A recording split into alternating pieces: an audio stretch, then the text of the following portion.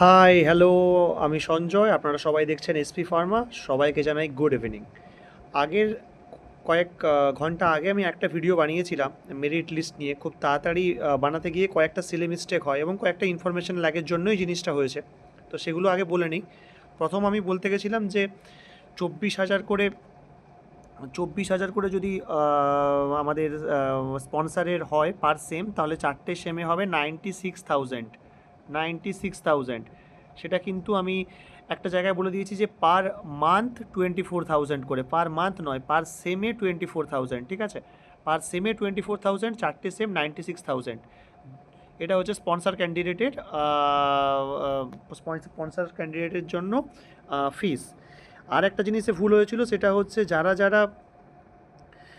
যারা এখনও পর্যন্ত যে লিস্টটা রেডি হয়েছে সেই লিস্টের পার্সেন্টাইল যাদের সমান, তাদের অবশ্যই করে ফার্স্ট ক্রাইটেরিয়া দেখা হয়েছে তাদের এজ কি।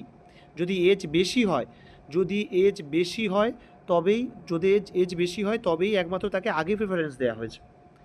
এবং যদি এজ সমান হয়ে যায় কারোর, তখন তাকে বিফার্মের পার্সেন্টেজকে দেখা হয়েছে, যেটা কোনো ক্ষেত্রেই হয়নি মনে হয়। আমি অতটা লক্ষ্য করে দেখিনি। এটা আমার কাছে একটা ইনফরমেশন ভুল ছিল বলে আমি ভুল বলি। কিন্তু বর্তমানে আমি দুটো জিনিসই ঠিক করতে চাই। একটা হলো 24,000 করে চারটে সেমিস্টার, স্পন্সারদের জন্য 96,000 টাকা লাগে। আর দ্বিতীয়ত হচ্ছে অবশ্যই করে মেরিট লিস্টটা জিপ্যাটের, আমি যেরকম আগেও বলেছিলাম যে জিপ্যাটের মেনলি ওই পার্সেন্টাইলের উপরেই ক্যালকুলেট করা হবে, সেটাই করা হয়েছে। যদি পার্সেন্টাইল সেম হয় তাহলে তাদের এজ দেখা হয়েছে, এজ যদি সমান হতো কারোর বা যদি হয়েছে, তারপরে তাদের বিফার্মের পার্সেন্টেজ দেখা হয়েছে, ঠিক আছে? এটা আমার ফার্স্ট ঠিক করার কথা ছিল। এরপরে অনেকজন আমাকে জিজ্ঞেস করছিল দাদা সিট ম্যাট্রিক্স অনেকে দেখতে পাচ্ছে না। ওই এফইটির পোর্টালে গেলে, জেইউ এফইটির যে পোর্টাল আমি বললাম, জেইউ এফইটি অ্যাডমিশন, আমি আরেকবার লিখে দিচ্ছি এই ভিডিওতেও, জেইউ এফ ইটি অ্যাডমিশন, এটা যদি সার্চ করা হয় তাহলে কিন্তু যে ফার্স্ট ওয়েবসাইট আসবে সেখানে গেলে এই জিনিসগুলো দেখতে পাওয়া যাচ্ছিল। তো সবাই গিয়ে একবার করে দেখে নিলে নিজেদেরই খুব ভালো হয়। আচ্ছা, এখন আমরা জানতে চাই যে কি আছে আমাদের সিট ম্যাট্রিক্স কেমন আছে ফার্মাসিতে এখানে দেখতেই পাওয়া যাচ্ছে টোটাল সিট ম্যাট্রিক্স হচ্ছে 42 নাম্বারস অফ সিট আছে। 42টা সিট টোটাল আছে। তাদের মধ্যে 19টা হচ্ছে ইউআর ক্যাটাগরির। এছাড়া কিন্তু এসসির জন্য প্রায় 8টা ক্যাটাগরি আছে, স্পন্সরদের জন্য 5টা আছে। এছাড়া ওবিসি, এসটি এগুলো আমরা আছে দেখতেই পাচ্ছি। তো মেনলি আমাদের হচ্ছে কি, স্পন্সারের 5টা ক্যাটাগরির জন্য কিন্তু 5জন এসে হাজির হয়নি, একজন এসছে এবং ওনার কাছে যদি নো অবজেকশন সার্টিফিকেট থাকে তবেই উনি অ্যাডমিশন নিতে পারবেন, না থাকলে নিতে পারবেন না। আমি ধরে নিলাম যে ওনার কাছে আছে, তাহলে 4টে সিট মিনিমাম অ্যাড হচ্ছে এই 42টা সিটের সাথে। দিয়ে টোটাল সিট সংখ্যা কিন্তু 42 বলছি, সরি, এই 4টে সিট অ্যাড হচ্ছে 19টা সিটের সাথে। এবং টোটাল ইউআর ক্যাটাগরির সিট ধরা যায় 23 মতো হয়ে যাবে। এবার 23 নাম্বার অফ পুরোপুরি ইউআরদের জন্য সিট, এবং এর থেকে এসসিও কিন্তু একটা বড় নাম্বার অফ সিট পেয়েছে। এই 8টা সিট মনে হয় এসসি, তাও আমি একবার দেখে নিচ্ছি। হ্যাঁ, এসসির জন্য 8টা সিট প্রায় দেখা হয়েছে। এবং ফার্মাসিতে 19টা সিট ইউআর ক্যাটাগরি, আনরিজার্ভ ক্যাটাগরিকে দেওয়া হয়েছে। টোটাল 23খানা সিট আমার মনে হয় ইউআর ক্যাটাগরি পেয়ে যাবে। তো আমরা সিট ম্যাট্রিক্সটা দেখলাম, মোটামুটি 19টা ইউআর, 8টা এসসি এবং 5টা স্পন্সার্ড। এছাড়া যেরকম আছে ওবিসি, এসটি, এদের সবার ভাগ ভাগ করা আছে। এনসিএল লাগবে, সেটাও তো অনেকে জানে। আচ্ছা, আর একটা কথা আমাদের বলা আছে, এই 19টা সিটের মধ্যে অনেকের আমার কাছে কোশ্চেন ছিল যে দাদা 19টা সিট ঠিক আছে, কিন্তু কেমন কেমন করে 19টা সিটের ভাগ হবে, মানে 19টা সিট কোন কোন ডিপার্টমেন্টের জন্য কি কি সিটের ম্যাট্রিক্স আছে।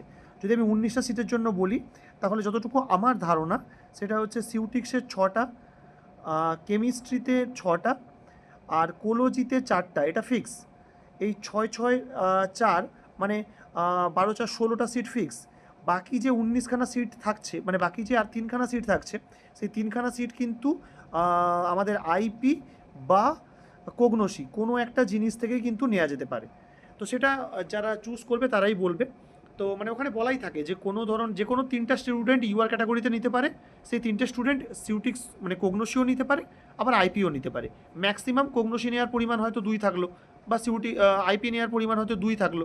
তো প্রথম যে 3জন স্টুডেন্ট এলো, মানে এই 16টা নেওয়ার পরে বাকি 3জন যে এলো, প্রথম 2জন বললো আমি কোগনোসি নেবো, তারপর একজন বললো আমি আইপি নেবো, তাহলে আইপি একজন সিট খেলো, আর কগনোসি দুটো সিট খেলো, এইভাবেই শেষ হয়।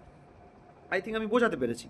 তাহলে সিউটিক্সের ছখানা, সিউটিক্সের ছখানা, কোলোজি কেমিস্ট্রির ছখানা, 4খানা কোলোজির, আর টোটাল 3খানা হচ্ছে আইপি বা কগনোসির মিলে 19খানা সিট হয়। এছাড়া যে স্পন্সারদের সিট থাকে, স্পন্সারদের সিট আমার যতটুকু ধারণা কেমিস্ট্রিতে থাকে দুটো,